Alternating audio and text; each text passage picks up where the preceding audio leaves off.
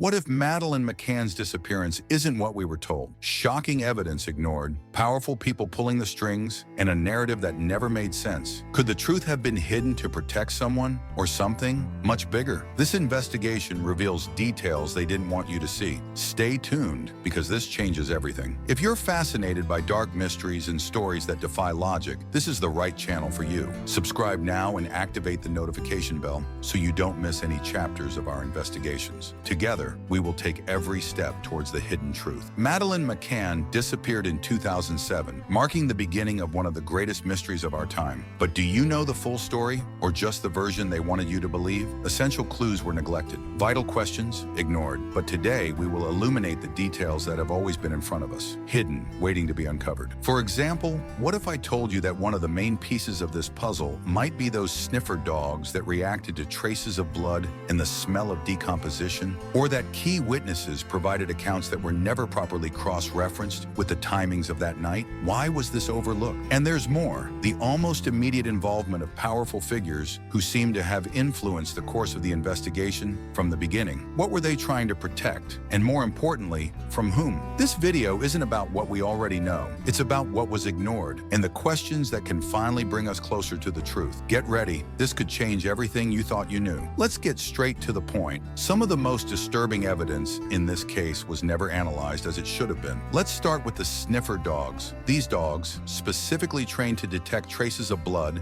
and the smell of human decomposition, reacted in two very specific places: the bedroom where Madeleine slept and the trunk of the car the McCann family rented weeks after the disappearance. And here's the question. In a normal investigation, these indications would be enough to deepen the analysis. Samples would be collected, exhaustively tested, and the results could completely change the course of the case. But in this case, the evidence was practically discarded. The justifications? They claimed the smell could come from other sources, such as contaminated clothing or personal items. But why wasn't a more detailed examination done to confirm or refute this possibility? Then we have the contradictory testimonies. The group of friends who dined with the McCanns that night, the so-called Top of Seven, gave conflicting statements about the timings of the children's checks. At one point, they stated that someone from the group went to the apartment every half hour. At another, the versions changed and the intervals became confusing. Shouldn't it have been a priority to cross-reference these accounts to determine the exact timeline? Now go back with me to the crime scene. An open window, the perfect escape point, but not so fast. Without signs of forced entry, the story begins to crumble. How did Madeleine disappear without a trace? However, the Portuguese police found no signs of forced entry or forced entry marks. The question remains, if no one entered through the window, how did Madeleine disappear? Another point that never made sense involves the behavior of some key witnesses. Jane Tanner, one of the friends in the group, said she saw a man carrying a child in the street that same night. Her testimony became central to the initial investigations. But in parallel, Martin Smith, an Irish tourist, also reported seeing a man carrying a child. And here's the detail the British police seem to want to ignore. Smith stated that the man he saw resembled Jerry McCann, Madeleine's father. Now put yourself in the investigator's shoes. Would you hear a testimony suggesting something so explosive and simply ignore it? Or was there something or someone that prevented them from moving forward? But perhaps the most intriguing part is the immediate involvement of powerful figures. The assistance received by the McCanns was unparalleled compared to other similar cases. Politicians, businessmen, and even the British media mobilized to protect the couple. The inevitable question, who were they really protecting and why? These are just the first layers of a much deeper mystery, and what is to come may change everything we believe about this case. With each new analysis of Madeleine McCann's case, the pieces seem to move, but never form a complete picture. And perhaps this is no accident. There are contradictions that,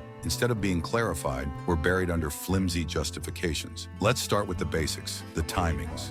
That night, the group of friends known as Top of Seven stated that they took turns checking on the children in the apartment. According to them, every 20 or 30 minutes, one of them would leave the restaurant and walk to the rooms. It seems organized, right? But when investigators began to confront the testimonies, something strange emerged. The timings provided by each group member did not match. One friend claimed to have gone to check at 9:30 p.m., while another placed the the same check only 10 minutes later at 9:40 p.m. These are details that could be attributed to the confusion of a chaotic night. But in the context of an investigation of this magnitude, they raise important questions. Why weren't these discrepancies investigated further? If the disappearance happened within this time window, an error of a few minutes could completely change the chronology. But instead of delving into this contradiction, the investigators simply moved on, as if what didn't fit didn't matter. And then there's Jane Tanner's account, who stated she saw a man carrying a child down a street near the apartment. This account quickly became the central piece of the initial investigation. Tanner described the man as someone with fair skin, wearing simple clothes, and holding a child in his arms. This description was used to create a line of investigation that gained media prominence. But here's the problem. While Tanner insisted on her version, other witnesses did not confirm the presence of this man on the street at that time, and later a new testimony emerged that would completely change the perspective. Martin Smith, an Irish tourist, also stated he saw a man carrying a child that night, but his description was different, and the detail he revealed was even more disturbing. He said the man he saw had physical characteristics that resembled Jerry McCann, Madeleine's father. From there, you would expect the investigators to delve deeply into this clue, right? But what happened was exactly the opposite. Smith's testimony was treated as irrelevant, dismissed without convincing explanations. In a case where every detail should be thoroughly investigated, why was this account set aside? Another point that challenges the official narrative involves Madeleine's famous bedroom window. The McCanns stated that the window was open, insinuating that someone could have entered through it and taken the girl. But the Portuguese investigators, upon examining the location, found no signs of forced entry or forced manipulation. In fact, the dust accumulated on the windowsill indicated that it had not been touched that night. So how did Madeleine disappear? If the window wasn't used, there are a few options left. Was the door unlocked? Was someone already inside the apartment? These are questions that were left unanswered. And there's more. The sniffer dogs, trained to detect specific odors, reacted in two crucial points: Madeleine's bedroom and the trunk of the car the McCanns rented weeks after the disappearance. When the dogs' results came to light, it was expected that the investigation would take a new direction. But surprisingly, that didn't happen. The explanation given was that the smell of decomposition could have come from contaminated clothing or objects the family was carrying. A hypothesis that, although possible, was never proven with concrete evidence. Why weren't additional tests conducted to confirm or deny this theory? These are just some of the most evident inconsistencies. When looked at individually, they may seem like just errors or confusions in a complex case. But when placed side by side,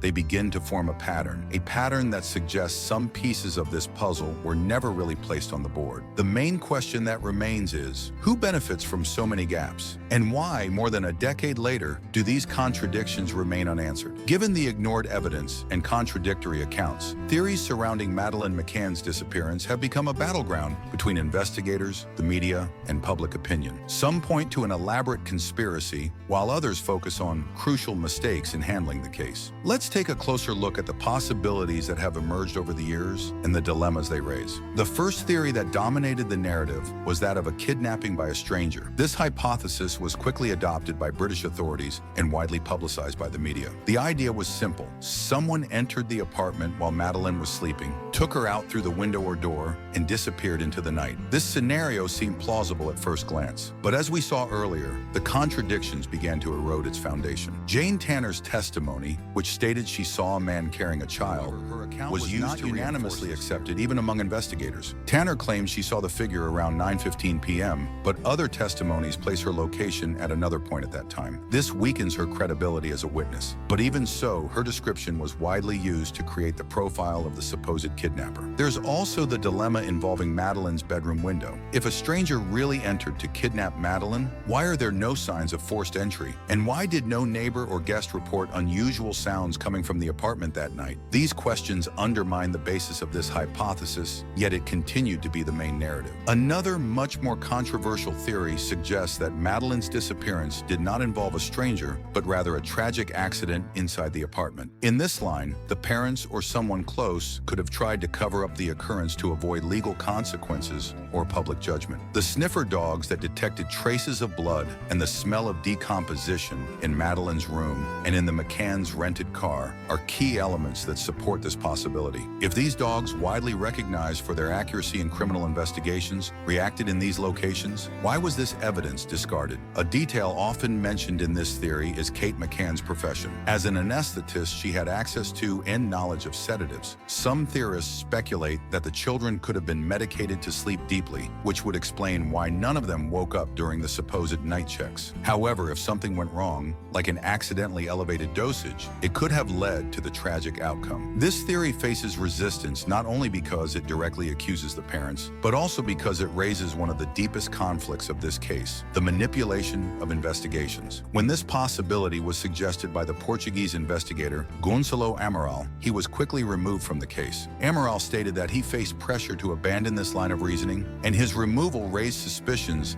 that there was a deliberate effort to protect the McCanns from any accusations. There's also the testimony of Martin Smith, the Irish tourist who reported seeing a man carrying a child that same night. For him, the man had physical characteristics that resembled Jerry McCann, Madeleine's father. This statement was quickly minimized by the British police, who preferred to focus on Tanner's account. But why? If both were eyewitnesses, why was one account considered more relevant than the other? These contradictions generated a third axis of theory, suggesting the possibility of deliberate interference by powerful figures. It's undeniable that the McCann case received unusual attention from the start. Politicians and influential figures mobilized to offer support to the parents, something rarely seen in disappearance cases. This raises the question, what was special about this case? The idea that the investigation was shaped to protect larger interests is not new. Gonçalo Amaral, in his book, alleged that there was interference to ensure certain clues were never followed. For example, he highlighted the speed with which the accident hypothesis was dismissed, while the kidnapping theory was widely promoted. Tensions between the Portuguese police and British authorities also contributed to the climate of distrust. While the Portuguese tried to follow a more traditional path, analyzing physical evidence and inconsistencies in accounts, the British focused on reinforcing the kidnapping narrative. This generated public and private friction,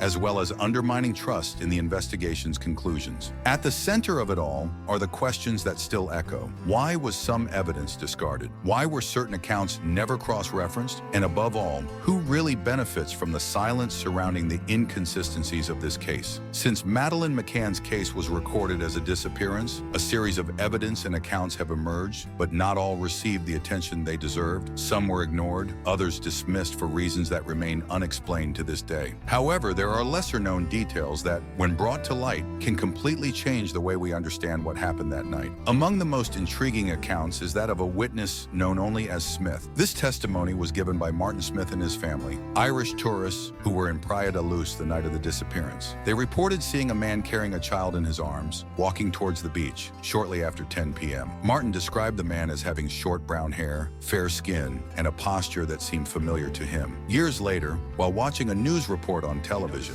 Martin made a posture of the man who carried the child that night in Jerry McCann's. This observation was shared with the police, but never received the same prominence as Jane Tanner's account, Madeleine's friend, who claimed to have seen a man carrying a child in another direction and at a different time. Why wasn't Smith's testimony investigated further? And more importantly, why were the two descriptions never cross-referenced to clarify the movements of that night? This omission raises suspicions, but it's not the only neglected clue. Another piece of evidence that remains shrouded in doubt is the results from the sniffer dogs that reacted to specific odors in Madeleine's room and the trunk of the car the McCanns rented weeks later. These dogs are trained to detect signs of human blood and the smell of decomposition, being considered highly reliable in investigations. The Portuguese investigators recorded that the dogs marked points in the apartment where Madeleine disappeared and in the trunk of the rented vehicle. Despite this, no detailed analysis was conducted to determine the exact origin of the odors. At the time, it was speculated that the smell could come from contaminated clothing or objects, but the lack of further testing left a significant gap in the investigation. And then another layer of this mystery emerges. A series of internal documents that were recently revealed point to direct interference in the case. According to this information, British officials were sent to support the Portuguese police, but their true mission seemed to be something else. Apparently, their goal was to ensure that the kidnapping narrative was prioritized above all other possibilities. One of these documents mentions that the hypothesis of an accident followed by a cover-up, initially suggested by the Portuguese, should be discouraged to avoid damaging the McCann's reputation. This same report suggests that there was political pressure to maintain the focus on the hypothesis that Madeleine had been taken by a stranger. This interference was confirmed by the former head of the investigation in Portugal, Gonçalo Amaral. He stated that he was removed from the case after insisting on analyzing the physical evidence and cross-referencing the testimonies of the group of friends. Amaral published a book in which he details how the investigation was diverted to protect certain people or interests. Another intriguing detail concerns the McCann's behavior after the disappearance. The next morning, Kate McCann was seen already made up, receiving journalists and giving statements to the media. Although there's no single way to react to a tragedy, the fact that the couple seemed so prepared to handle media coverage raised suspicions, even among investigators. Jerry, on the other hand, appeared calm and controlled, something that some interpreted as indifference. Meanwhile, donations to the Find Madeleine Fund began to flow in large quantities. Within weeks, millions of pounds were raised to finance private searches. The use of this money also raised questions, as a large part was allocated to advertising campaigns and lawyer fees, rather than direct field investigations. More recently, new data analyses related to the TAPAS 7 group's electronic devices brought another curious discovery. The records show that messages were deleted from some of the cell phones that night. This data, if recovered, could clarify the chronology of events or even reveal communications that have not come to light. But to this day, no explanation has been given for these digital gaps. And of course, there's the issue of photographs. At the dinner that night, one of the McCann's friends supposedly took several photos of the group. These images could help confirm timings or even capture something that went unnoticed. However, none of these photos were shared with the Portuguese investigators, which feeds the suspicion that relevant information may have been concealed. Now, theories are also emerging about the possibility that Madeleine was a victim of a child trafficking network. At the time, there were reports of suspicious activities in the Praia da Luz area, and some investigators suggested that Madeleine could have been taken as part of a larger scheme. However, this line of reasoning was also quickly dismissed without clear explanations. The sum of all this creates a disconcerting panorama. Witnesses who were not taken seriously, ignored physical evidence, political and media pressures that seemed more interested in protecting reputations than in uncovering the truth. This new information doesn't solve the case, but certainly complicates what was already one of the greatest. Had been treated with the same care. Would we be closer to an answer today? Or were some questions never asked because no one wanted to deal with the answers? In the face of so many doubts, one thing is clear. Madeleine McCann's case is not just a mystery, but a true labyrinth of contradictions, hidden interests, and questions that continue to echo. The ignored evidence, political pressures, and abandoned clues raise a frightening question. Was the truth deliberately buried to protect someone, or something much bigger? But perhaps the most disturbing issue isn't what happened that night, but why so many fundamental pieces were left out of the investigation. Who was there to ensure that certain questions were never asked? This is where I leave the mystery to you, guardian of the mystery. What do you think? Could any of this neglected evidence be the key to finally unraveling what really happened? Write your opinion in the comments, and if you've watched this far, comment, "I am the shadow that seeks the truth." This way, I'll know that you're as committed as I am in the search for answers. And speaking of which, if there's any case or mystery you'd like to see here on the channel, leave your suggestion. Who knows, your idea might be the topic of the next video. We are always attentive to what you want to discover. And if you're intrigued by everything we've discussed here, the next video will delve even deeper into the world of unrevealed secrets. Click on the screen to continue this journey through stories that defy logic and provoke questions that few have the courage to ask. Subscribe so you don't miss any hidden secrets. And remember, not all secrets are ready to be revealed. Stay vigilant, because the next mystery might be closer than we think. Until the next riddle, double asterisk.